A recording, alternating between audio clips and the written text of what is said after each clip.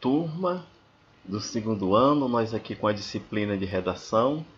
Hoje a nossa aula é especificamente uma revisão, texto dissertativo argumentativo.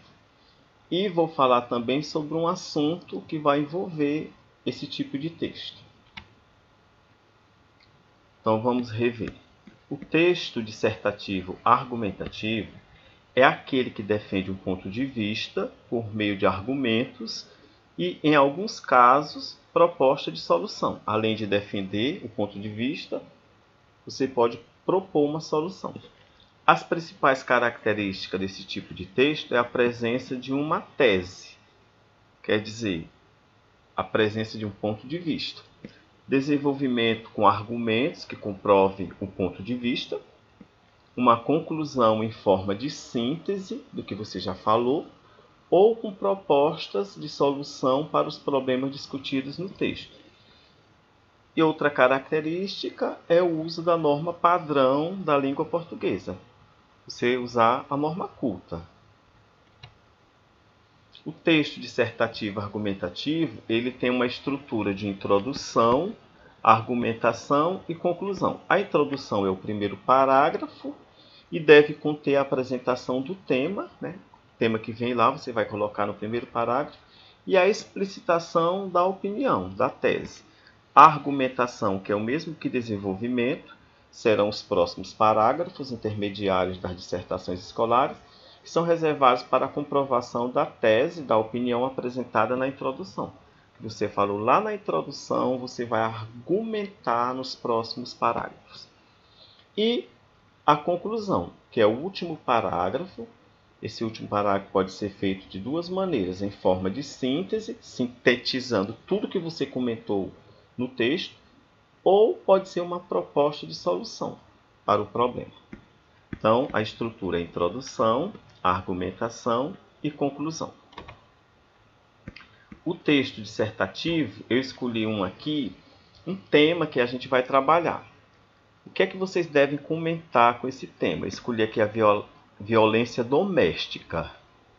A violência doméstica, ela compreende as ações contra a integridade física ou moral, principalmente de mulheres, mas também de crianças, idosos e homens, dentro de casa. Por isso que é chamada violência doméstica. As mulheres são as maiores vítimas desse tipo de violência. Em países do Oriente Médio, a violência doméstica muitas vezes é considerada um crime de honra. Se a mulher traiu, o homem pode bater na mulher, pode até dar um castigo para eles lá. É como se fosse uma cultura. Horrível isso, né? Um absurdo. A violência doméstica não pressupõe apenas agressão física, que pode levar a vítima à morte, mas outros tipos de agressão. Então vamos ver alguns tipos de agressão aqui, de violência doméstica. A violência física, espancar, sufocar, mutilar genital, usar armas. A violência psicológica, que é xingar, perseguir, chantagear. Aí é só trabalhando só o psicológico da pessoa. Violência sexual, obrigar a ter relações sexuais, forçar a engravidar ou forçar a abortar. Violência patrimonial, controlar o dinheiro, estragar bens estimados pela vítima. E também existe a violência moral, humilhar, expor intimidade à frente dos outros. Então nós temos aí alguns tipos de violência doméstica que podem ser expostos num texto.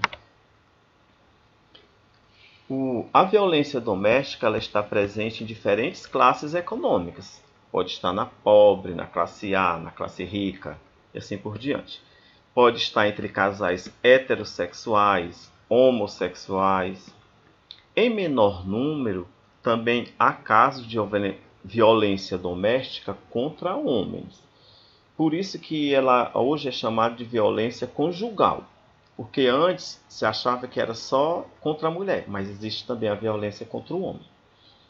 No Brasil, de acordo com as pesquisas, 5 mulheres são espancadas a cada 2 minutos. Vítimas, na maior parte das vezes, dos parceiros ou ex-parceiros. dos ex-parceiros que não admitem, né, a separação. Problemas de saúde física ou psicológica que as vítimas são expostas. Baixa autoestima, entra em depressão, há o problema da ansiedade e assim por diante. Existe legislação que visa combater essa problemática, essa violência doméstica.